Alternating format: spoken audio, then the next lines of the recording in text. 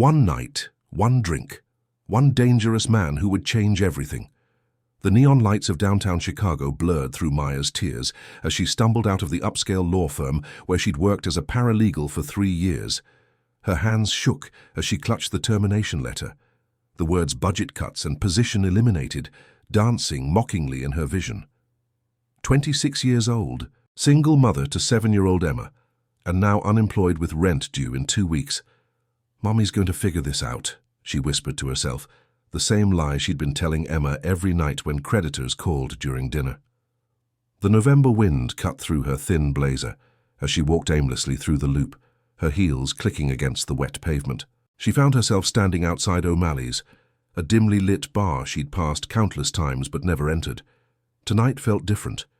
Tonight, she needed something to numb the panic clawing at her chest. The warm air hit her face as she pushed through the heavy wooden door. The bar was nearly empty, except for a few scattered patrons nursing drinks in the shadows. Maya slid onto a bar stool, her reflection in the mirror behind the bottles, showing a woman who looked far older than her years. "What'll it be?" asked the bartender, a kind-faced man in his 50s. "Something strong," Maya said, her voice barely above a whisper. "Strongest thing you've got." "Rough day?" She laughed bitterly. "Try rough year. Rough life." As the bartender poured her a whiskey, Maya became aware of someone settling onto the stool beside her. She glanced over to see a man in his early 30s, dark hair slightly disheveled, wearing an expensive suit that somehow looked casual on him. He had the kind of face that belonged in boardrooms or magazine covers, but his eyes held something unexpected, genuine concern. "You look like you've been through hell," he said quietly. Maya stiffened. "Is that your pickup line? Because it needs work." He chuckled, a warm sound that surprised her. "Actually, I was thinking of offering to pay for your drink. You look like you could use a friend tonight." "I don't need charity from strangers." "Good thing I'm not offering charity. I'm offering human decency. There's a difference." He extended his hand. "I'm Alex." Something in his tone made her look at him properly. There was no condescension, no pity, just someone who seemed to understand what rock bottom felt like. "Maya." "Well, Maya, what's the story? Job, relationship, or family?" "Job," she said, taking a sip of whiskey and wincing at the burn. 3 years of working my ass off. And they toss me aside like yesterday's newspaper because some rich client wants to cut costs." Alex nodded slowly. "Corporate America at its finest." "What kind of work?" "Paralegal. Single mom, no degree, no connections. Basically unemployable in this market." The words tumbled out, loosened by alcohol and desperation. "My daughter thinks I'm this strong, capable woman who can handle anything. She has no idea her mum is a complete failure." "Hey," Alex's voice was firm but gentle. "You're not a failure. You're a mother doing everything you can. That's the opposite of failure." Maya looked at him through blurred vision. "You don't even know me. I know you're sitting here falling apart over letting your kid down instead of feeling sorry for yourself. I know you worked for 3 years at a job that didn't appreciate you. I know you're here instead of at home crying where your daughter might see you." He paused. "That tells me everything I need to know about who you are." For the first time in months, Maya felt something other than despair. "What do you do, Alex? You sound like you know about corporate heartlessness firsthand." His expression shifted slightly. "Business. Import-export stuff. Nothing too exciting." They talked until the bar closed, Alex listening as Maya shared stories about Emma's school plays and soccer games, her dreams of going back to school, the tiny apartment they called home.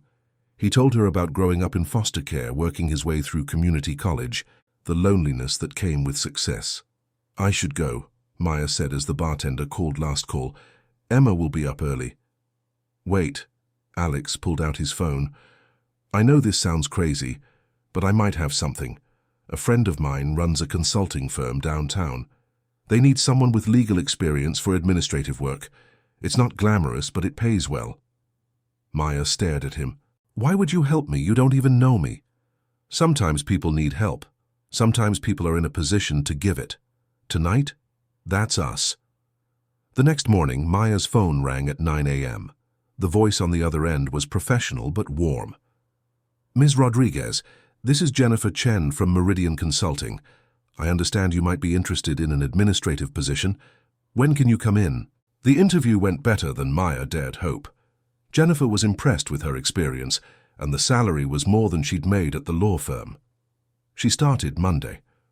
Over the following weeks, Maya threw herself into the work. The office was sleek and modern, located in one of Chicago's most prestigious buildings. Her colleagues were friendly, and the work was challenging but manageable. She could pick up Emma from school on time and afford groceries without calculating every dollar. Alex texted occasionally, checking in, asking about Emma. They met for coffee twice, conversations flowing easily. He never pushed for more, never made her feel like she owed him anything. It was the first healthy relationship with a man she'd had in years. "Who's Alex?" Emma asked one evening, noticing Maya smiling at her phone. "A friend, sweetheart. He helped Mommy when things were tough." "Is he your boyfriend?" Maya laughed. "No, baby, just a friend." But even as she said it, she knew it wasn't entirely true. Alex had become important to her in ways that scared and thrilled her. When he suggested dinner at a nice restaurant downtown, she said yes without hesitation. The restaurant was elegant, far beyond anything Maya could afford. As they were seated, she noticed other diners glancing their way, whispering. Alex seemed uncomfortable, constantly checking his phone. "Everything okay?" Maya asked. "Fine, just work stuff." But his smile seemed forced. Halfway through dinner, a woman in designer clothes approached their table. She was stunning in that polished, untouchable way that screamed old money and privilege. "Alexander Hartwell," she said, her voice dripping with false sweetness. "Fancy seeing you here." Maya felt Alex go rigid beside her. Alexander Hartwell. That name was familiar, but she couldn't place it. "Victoria," Alex said curtly. "I'm having dinner." "With the help?" Victoria's eyes swept over Maya dismissively. "How charitable of you." "Excuse me?" Maya's voice was dangerously quiet. Victoria smiled coldly. "Oh, honey, you don't know, do you? Alex here is Alexander Hartwell III, heir to Hartwell Industries. Worth about $3 billion last I checked. Didn't he tell you?"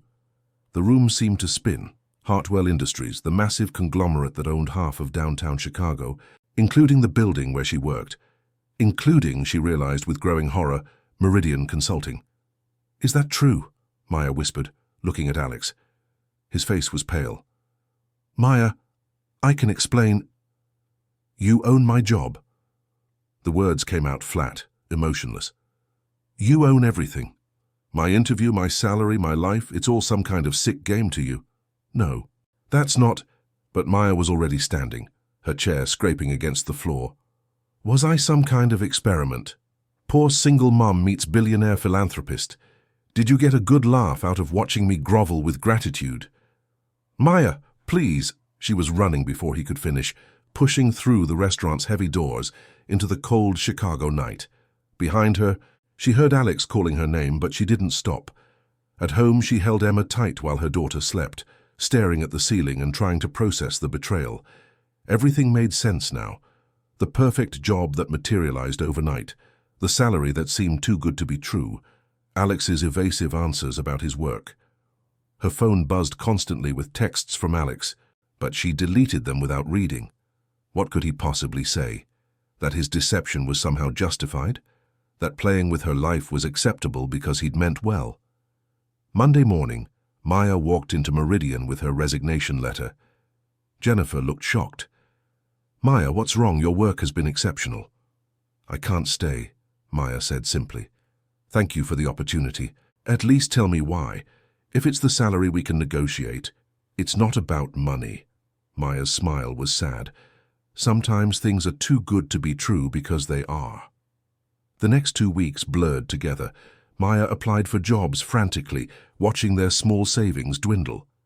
Emma noticed her mum's renewed stress but didn't ask questions. Maya had become an expert at hiding her fear. Then Emma got sick. It started as a fever, but when she began having trouble breathing, Maya rushed her to the emergency room. The diagnosis was pneumonia, requiring hospitalization and expensive treatment. Maya's limited insurance covered some costs, but not enough. Not nearly enough. She was sitting in the hospital chapel at 2 a.m., praying to anyone who might be listening, when she heard footsteps. Alex stood in the doorway looking haggard. "Jennifer told me Emma was sick," he said quietly. "I came as soon as I heard." "Get out." Maya's voice was hollow with exhaustion. "I know you hate me. You have every right to. But Emma needs help and I can—" "No." Maya stood, anger finally breaking through her numbness. "You don't get to fix this. You don't get to be the hero after you lied to me for months. I never lied about caring about you. Everything about you was a lie. Your name, your job, your life, all of it."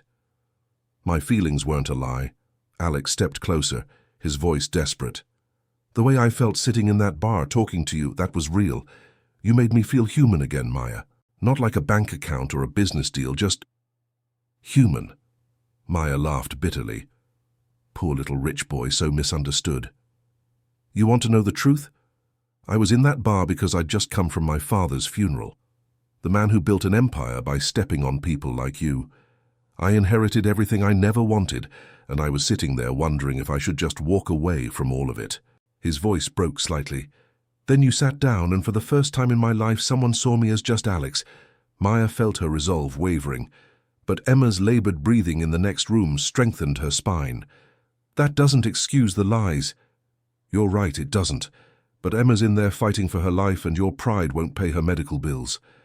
The words hit like a physical blow. Maya sank back into the chair, defeated. "Let me help," Alex said softly, not as Alexander Hartwell III, as Alex, the guy who bought you a drink when you needed a friend. "And what happens after? When Emma's better and the bills are paid? Do you disappear back to your billionaire life?" Alex knelt beside her chair. "That depends on you. I know I messed up. I know I should have told you from the beginning. But Maya, I love you. I love Emma. I want to be in your lives, not as some charitable benefactor, but as someone who cares about you." Maya looked at him through tears she'd been holding back for days. "How do I trust you again? Give me a chance to earn it back. Let me prove that Alex, the man you met in that bar, is who I really am, money or no money." In the end, it was Emma who decided. When she woke up the next morning to find Alex sleeping in the chair beside her bed, she smiled for the first time in days. "Mommy said you were just friends," she whispered, her voice hoarse. Alex glanced at Maya, who was pretending to sleep in the other chair. "What do you think?"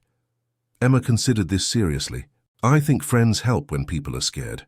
And Mommy was really scared. She was brave, though. Your mum's the bravest person I know.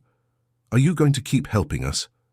Alex looked at Maya, who had opened her eyes and was watching them quietly. "If your mom lets me." Emma looked between them with the wisdom that only children possess. "Mommy needs someone to help her not be scared all the time, and you look like you need someone to make you smile more." 6 months later, Maya stood in the small garden behind the house Alex had bought in Lincoln Park, watching him teach Emma to throw a curveball. The house was modest by his standards, extravagant by hers, but it felt like home in a way their tiny apartment never had. "Strike!" Emma shouted as her pitch sailed past Alex's glove. "When did you get so good at this?" He laughed, jogging after the ball. Maya smiled, her hand unconsciously moving to her slightly rounded belly. They hadn't told Emma about the baby yet, wanted to wait until they were sure everything was okay. But watching Alex with her daughter, seeing the genuine love and patience in every interaction, Maya knew everything would be more than okay. "Mom," Emma called, "Alex says we can get a dog." "Does he now?" Maya raised an eyebrow at Alex, who shrugged sheepishly. "She's very persuasive." That night, after Emma was asleep, Maya and Alex sat on their back porch, his arm around her shoulders as they watched the Chicago skyline glitter in the distance. "Any regrets?" Alex asked quietly. Maya thought about the scared, desperate woman who had stumbled into O'Malley's that night, convinced her life was over. That woman couldn't have imagined this, the house, the love, the family they were building together. "Just one," she said. Alex tensed slightly. "What's that?" I regret waiting so long to order that drink. Alex laughed, the sound warm and free. To one night, one drink, and one dangerous man who changed everything. To second chances, Maya corrected, tilting her face up for his kiss, and to love that shows up when you need it most.